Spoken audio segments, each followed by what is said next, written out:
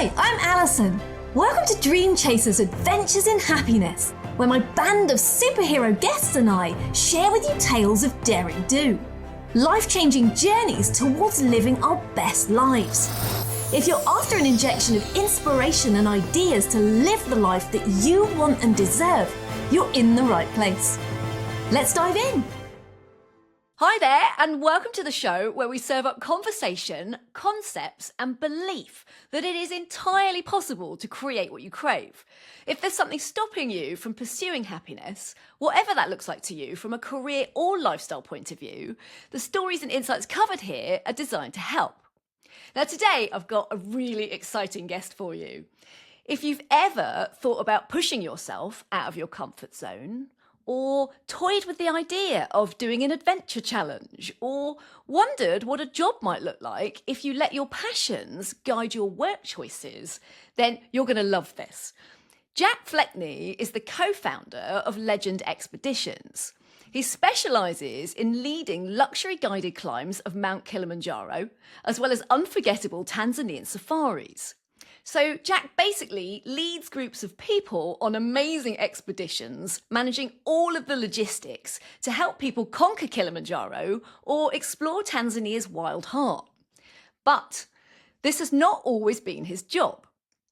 Jack's journey is actually built on a diverse foundation that has seen him play professional rugby, serve as a Royal Marine Commando, set up and run his own gym business in Northampton, and take on numerous charity challenges, including rowing across the Atlantic, completing the toughest foot race in the world across the Sahara, and kayaking the length of the most dangerous swamp in the world. So this man is literally like Northampton's Bear Grylls.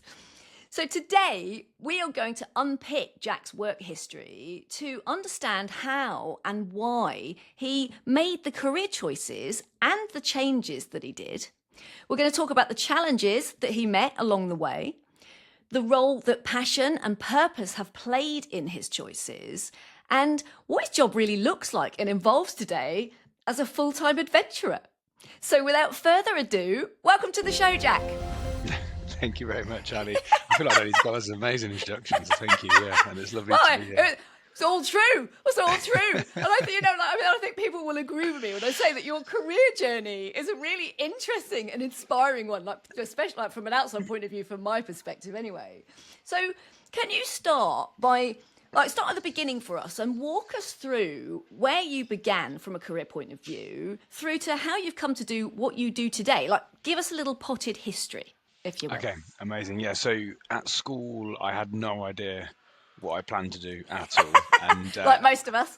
Yeah, and I actually felt quite a lot of pressure because I kind of, I was really into sport, and I kind of looked at that as my avenue for having a career. And I didn't enjoy classes, didn't enjoy education, and struggled actually, found it very, very difficult. So I was definitely lost. I remember sat there doing my GCSEs and A levels thinking, God, if sport doesn't work out for me, I don't know what path I'm going to go down. So yeah, I was really lucky because I played rugby locally in Northamptonshire and then got the opportunity to basically go and play for some professional teams. So the main team I ended up going down to was playing down at a team called what was London Wasps. And played there. I moved down there when I was 15, and that was my first experience of proper travel and being a bit more independent. And I jumped on the train. And Mum gave me a tube map, and I went down to London and was like, right, where am I going? And worked it all out. And it was fantastic for me for growing up. Brilliant. And I did that for 2 years, living down there, doing education at the same time and playing. At the end of that, it was very much I was doing my A levels at the same time. I say scrape through them. I did okay. I did 3 A levels and dropped one of them because I got U in biology because it was a 1-question paper and I didn't understand what the question meant. And I was like, I remember I sat there for hours trying to work out, and I wrote the most amount of drivel, still got ungraded. So yeah, I dropped that and got 2 A levels. So then at the end of that, they kind of decided whether I was going to get another professional contract or not. And they just said, look, you're just not quite good enough. And that was kind of like a big change for me. And it was so you had set your sights on a professional rugby career, thinking that sport was your thing, and then at the end of those 2 years the club said, you're just not quite making the grade. Yes, yeah, yeah, Wow. exactly that. Okay. And there was lots of pathways to do rugby still, so I could have gone and played for like a lower league team and probably played like Hmm. semi-professionally, if not, and earned quite a good living doing so. But it was not really. You get a feeling for it, and I was only going to get involved if I was going to try and do the best thing I Do could it do in well. that sport. So yeah, Yeah. so I literally was a little bit lost, and I was like, well, I Sport Avenue. I'd looked at like universities because I had a few opportunities to go to some unis, even with say not the best what used to have UCAS Mm. points in the Yeah. UK. So I was like, I looked at unis to do physiotherapy or sports therapy and things, but actually, like, I'm really glad I didn't do it now because it would have been a terrible choice for me to go down that pathway. But I kind of just thought, well, that's what I've got to do because I've got to go to uni. And then it wasn't really until I started to think about it, and I'd been reading loads of Andy McNab military books. Oh. My stepdad was also in the Navy. He was a helicopter engineer in the Navy, and I was a bit like, okay, well, maybe the military could be a route because I had a few people closer to me that were kind of like leaders, and they were ex-military in sports. So I was like, okay, maybe that could be something I could look at. So I Mm. looked at joining the Paras, and then actually the day they told me I wasn't going to get another contract, I went into central London and on the tube, and I went to the careers office and got the paperwork to join the army. And then then January on the way, I thought, you know what, I'll have a look at the Navy careers office, and I saw the poster for the Royal Marines. It was the old one that apparently did terribly for their marketing after, but it was just the emblem, and it just said Royal Marines Commando 99.9% need not apply. And Oh, interesting. And that caught your yeah, attention. that caught my attention because it just sounded, as a youngster, I was 17. It just sounded really cool. I was like, that sounds really cool. So yes, I went and got the paperwork for that as well, and then went through the application process and ended up deciding after looking at all the different options that yeah, the Royal Marines was the one for me. So that's kind of that's how I first jumped So that was your into route into into. work. Okay, okay. I actually really love the fact that you in being lost and not really knowing what it was you were going to do. You were reading. One of the questions I often ask some of my clients that are thinking about career change is, what do they read? Like what types of topics or books interest them? Okay. It doesn't matter if they're fictional or not, because it gives a clue as to what you're naturally interested in. So I love that you were reading Andy McNab books, and that kind of went, ooh, pinged an idea, as Yeah. well as obviously you're a member of your family. Yeah. So anyway, okay, so you joined the Royal Marines, and what's that like? I mean, so how long were you there? What were you doing? Was it like mad training to get in? I can imagine. Yes, yes. So it's the longest basic military training in the world. So it's 9 months long, the selection. Oh wow. I think we started off with about 70 called recruits, or they call them nods actually. The name's nods, which is you get called nods because you're always falling asleep. Genuinely, that's actually why they're called that. So if you ever hear the term nods, you know why. It's because they're like you always sat in lectures learning stuff and falling asleep because you have a lack of Brilliant. sleep. So yeah, nods, and we finished, I think, with like you call them the originals, like the people that started and people at the end, because you have people join you that have been injured from previous troops. But I think we finished off with Okay. maybe like 16, so you can kind of get an idea of like the dropout rate is relatively Wow. high. Yeah. And yeah, it was. I look back now and I pretty much spent the whole 9 months pretty scared of like not messing up and making mistakes, which I think would be Yeah. different now because I am still old enough I could rejoin. But yeah, I look back on it now, and it was an amazing experience for me in terms of like, how to deal with pressure. I think was probably the biggest one that I took out of the Yeah. whole situation. Dealing Okay. with pressure because they put you under lots and lots of pressure all the time. What they're looking to do is just see if you break and go, yeah, I can't do this anymore. So So basically, it's like really rigorous physical training, it's and a bit of obviously both, yeah. taxing your brain as well, and Yeah, just seeing if yeah. you crack. Yeah, you start off training and it's so basic. They look at like how you iron, your bed, you're inspected every day on your layout and everything. You've got the physical training element, and that probably accounts for the first 9 weeks, and then you start to get more military training for the next few weeks on exercises, being out in the world and what you do. Then after the halfway point, then it becomes a little bit more military stuff. So, but with bigger exercises, then you start to look at load carrying, which is like carrying big backpacks, Bergens, Wow. over ground, which are one of the specialities of the Royal Marines, and they become quite famous for it during Falklands because they did that during the Falklands Right. War, and Wow. then yeah, and then the final maybe 6 weeks of it, it's like all final prep leading up to the final commando test which you do. I think it's on week 30, and there's like 4 commando tests that you have to complete to get your beret at the end. So the first, I'm just this is me guessing, trying to remember the order. The first one's called the endurance course, which is you sometimes see in the adverts where you're running off road with your weapon and things, and you're going through tubes of water, and then you have to run back like 4 miles back to camp, and then get 10 out of 10 on the shooter range. Wow. That's the first test. The second one then I think is a day after or 2 days after, which is the assault course called the 𝗘𝗏𝗧𝗦𝗛𝗏 assault course. So it's like high wires, and it's like run across, do the assault course in a certain time. So it's genuinely like massively action man or woman. Oh and yeah, just yeah, like, totally. Did that was that what appealed to you? Was like the real physical like challenge of it? Did you enjoy it? Yeah, I Or think enjoy so. a bit stronger No, word. I look back on it and think actually no, I didn't enjoy it that much. But I think that was an age thing, because I was just so nervous all the time of making mistakes and not doing something correctly and failing, because obviously the pass rates is low.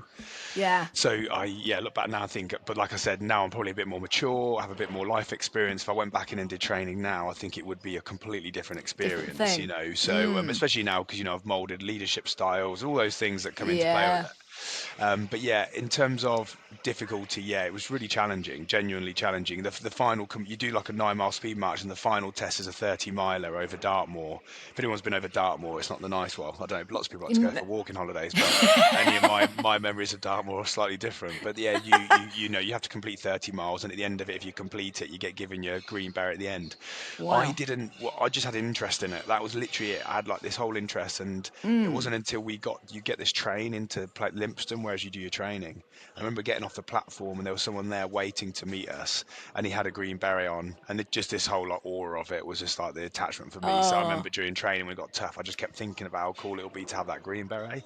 So you like visualized, you had a visualization of like where it was you wanted to get to. You could picture the green beret, and it kind of kept driving you forward through. Yeah, that became a bit of purpose for me, to be honest with you, because I was interested in it, but I didn't really have much purpose at all. It wasn't until I'd seen it, I was like, okay, that's what I want. And and I think you get, you're so in it, you're in it like 24/7, that this whole lifestyle where you just get it's just life, and you're like, I've got to get to the end of this, I want to complete it now, especially after you've done, say, even if you've done 10-11 weeks, you're thinking, well, look, I've done a third of it, I can't not finish this off now. So you go through all this, and you pass. You're one of a few that gets through. And then, how long were you in the Marines for before you decided to make a change? So I did 4 years. Yeah, 4 years. I think it was 4 after training, 4 years. Yeah, I was really, really lucky with my time in, because it started off with I think I joined and we deployed away very, very quickly when Libya and Gaddafi, the whole thing was happening up there. Oh, okay. And we were like part of the Royal Marines as part of like the Rapid Reaction Force. I think that's the name of it. And what that meant is within 24 hours, you had to be able to quickly deploy somewhere and be somewhere within 24 hours to support anything the UK needs. So that was exactly what we got called out for immediately. So we were out on a ship straight away off the coast, ready to like react and do to help at any point. Following on from that, then we were out there for like I think 5 months, and I got to visit loads of countries, and I was like, this is amazing. And then I come back and I sort of went through the Suez Canal, went to some of the Middle Eastern countries, off the coast of Yemen, went into Saudi, went into Oman in the mountains, went into Djibouti, which is like a small country on the east side of Africa, right next to Somalia. We had to deal with pirates. It was a really cool experience, like for 18, 19-year-old. I was just like, it was incredible. And then and then after that, I ended up doing lots of prep ready for deployment out to Afghanistan. So so in terms of like my like what I experienced there, it was really, really lucky. I had so many cool life experiences. So you had an incredible time. You obviously travelled a lot, and and saw a lot of places, as well as doing something you really enjoyed. So what was it that made you decide that your time there was up and you wanted to do something else, whatever that might be? Yeah. Okay. Yeah. So I suppose I don't think it's always just one thing, is it? It's like often these decisions are there's like a muddle of different reasons. I think the first one I'd slowly stopped to it. Like I'd slowly started to like not enjoy the role so much. Number of different reasons, and I was kind of already feeling like ready for a change. I was looking at some change in the military, what that would look like. I had a big pull at the time because I was playing rugby for the Navy rugby team in the Army Navy games, and it was a big pull for me to do that because there's just lots of opportunities and incredible thing to do. So I kind of wanted to stay in for that reason. And then I kind of like I started to have other passions that I wanted to follow, and the main one was training. So I was really getting Okay. into fitness training, and I was doing lots in the military. Had a lot of free time when you weren't deployed away. It was quite cushy, to be honest with you. It was quite nice. You had a lot of time off.